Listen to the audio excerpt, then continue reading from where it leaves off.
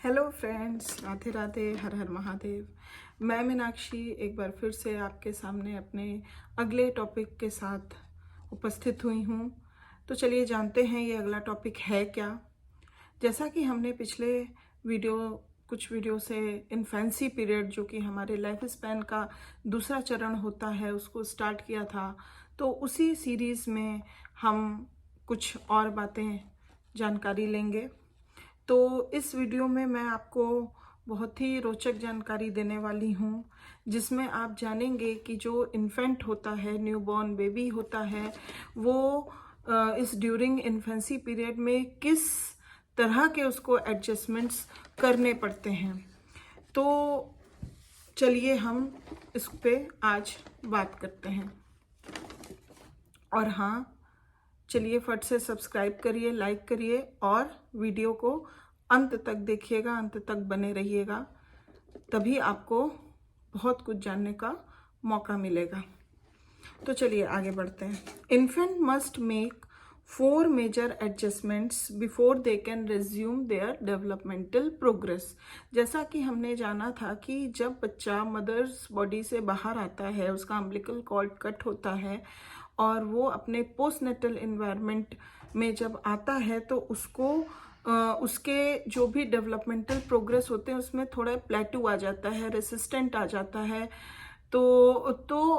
लेकिन कुछ समय के बाद, हफ्ते भर के अंदर, फिर वो अपने डेवलपमेंटल प्रोग्रेस को रिज्यूम कर लेता है। लेकिन तब तक के लिए उसको अपने पोस्ट नेटल इन्वायरमेंट के साथ बहुत तरीके के एडजस्टमेंट करने होते हैं, जिसको कि हम रेडिकल एडजस्टमेंट्स बोल सकते हैं।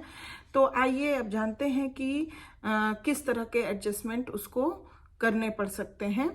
और ये बेसिकली 4 प्रकार के होते हैं। पहला जिसमें है temperature changes. There is a constant temperature of 100 degree Fahrenheit in the uterine sac when baby is in the mother's womb. जब बेबी मदर्स वूम में रहता है, तो जो यूटेरिन सैक होती है, उसमें कांस्टेंट टेम्परेचर 100 डिग्री फ़ारेनहाइट का रहता है। और उसके बाद जब बेबी बाहर आता है, जब वो पोस्टनेटल इन्वायरमेंट में जब आता है, तो चाहे वो हॉस्पिटल का आप टेम्परेचर ले लीजिए या घर का टेम्परेचर ले लीजिए, it may be वेराई between 60 to 70 degree Fahrenheit. तो ये जो टेम्परेचर चेंज होता है, उसमें उस बच्चे को बहुत सारे एडजस्टमेंट करने पड़ते हैं और उसको अपने अंदर ढालने पड़ते हैं, उसमें रेसिस्ट करना पड़ता है। तो ये एक बहुत बड़ा एडजस्टमेंट होता है एक इन्फेंट के लिए। दूसरा होता है breathing. When the umbilical cord is cut, infants must begin to breathe on their own. जैसे ही umbilical cord कट होती है और उसका एडजस्टमेंट विद द एनवायरनमेंट चालू हो जाता है, एडजस्टमेंट चालू हो जाता है, तो उसके लिए बहुत ही ज़्यादा महत्वपूर्ण होता है कि बच्चा तुरंत अपने आप ब्रीदिंग करने लगे, क्योंकि ये मस्ट होता है बच्चे को सरवाइव करने के लिए। तो वहाँ भी उसको एडजस्टमेंट्स करने पड़ते हैं। तीसरा होता है sucking and swallowing. The infant must now get nourishment by sucking and swallowing. उसके अंदर ये जो रिफ्लेक्सेस होते हैं सकिंग और स्वॉलिंग का, वो चालू हो जाता है, जिससे वो नरिशमेंट लेता है। और अगर क्या कहते हैं कि उसमें उसको थोड़ा भी दिक्कत आती है, तो बहुत सारी प्रॉब्लम्स को उसको फेस करना पड़ता है। पहले क्या था कि वो अम्बिलिकल कॉर्ड के थ्रू अपने सारे नरिशमेंट जो है वो रिसीव करता था, बट जो कि अम्बिलिकल कॉर्ड कट हुआ, उसको इस रिफ्लेक्सेस के द्वारा ही नरिशमेंट लेना पड़ता है। तो वहाँ भी उसको एडजस्टमेंट्स करने पड़ते हैं। These reflexes are imperfectly developed at birth. जन्म के समय ये जो रिफ्लेक्सेस होते हैं फुल्ली डेवलप नहीं होते हैं, अच्छे से उनको नहीं करने आता है, इम्परफेक्टली होते हैं। तो उस वजह से ऑफन ऐसा देखा गया है कि बच्चे जो हैं वो जितना नरिशमेंट पहले मदर्स वूम में पाते थे, उतना नरिशमेंट जब उनको खुद से swallowing एंड सकिंग रिफ्लेक्सेस का इस्तेमाल करना पड़ा, तो उनको वो नरिशमेंट नहीं मिल पाता है, जिसके रिजल्ट्स के कारण कारण बर्थ के तुरंत बाद उनका वेट लॉस होता है और ऐसा लगता है कि जैसे उनका स्ट्रेंथ एंड स्ट्रांगनेस जो है थोड़ी डिमिनिश हुई है। तो यहाँ पे भी उसको क्या कहते हैं कि एडजस्टमेंट्स करने पड़ते हैं। Now next comes elimination.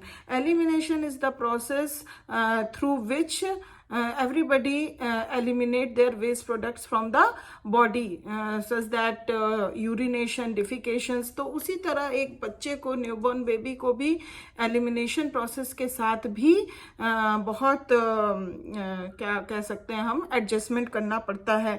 जैसे कि वो पहले एलिमिनेशन अम्बिलिकल कॉर्ड के द्वारा ही करता था, बट उसको अब एक इंडिविजुअल तरीके से अपने एलिमिनेशन जो भी ऑर्गन होते हैं, पार्ट होते हैं, उसका इस्तेमाल उसके थ्रू उसको करना पड़ता है। तो उस एक्टिविटी के लिए भी उसको अपने पोस्ट नेटल इन्वायरमेंट में एडजस्टमेंट करने पड़ते हैं। तो ये सारी कुछ जो बेसिक 4 एडजस्टमेंट हैं वो इन्फेंट को, एक न्यूबॉर्न बेबी को अपने पोस्ट नेटल इन्वायरमेंट में के साथ करने पड़ते हैं, जिसमें कभी कभी देखा गया है कि बहुत सारी डिफिकल्टीज का सामना करना पड़ता है बच्चों को। तो इसके बारे में हम नेक्स्ट वीडियो में बात करेंगे। इस वीडियो में यहीं तक, और आशा करती हूँ कि आपको ये जानकारी सुनकर मज़ा आया होगा, समझ में आया होगा और बहुत कुछ नॉलेज मिली होगी। तो thank you very much for watching my video. अब मिलती हूँ मैं अपने नेक्स्ट वीडियो में। तब तक अपना ध्यान रखिए, ख्याल रखिए, और अगर आपकी कोई भी क्वेरी हो, कोई कमेंट हो, तो प्लीज़ कमेंट बॉक्स में ज़रूर कमेंट करिए और मुझसे प्लीज़ कांटेक्ट बनाइए। और आपकी इन सब नॉलेज से रिलेटेड कोई भी रिक्वायरमेंट हो, क्वेरीज हों, कोई कुछ क्वेश्चंस हों, आपको पूछना हो, तो आप बेशक कमेंट बॉक्स पे मुझे कमेंट करके पूछ सकते हैं।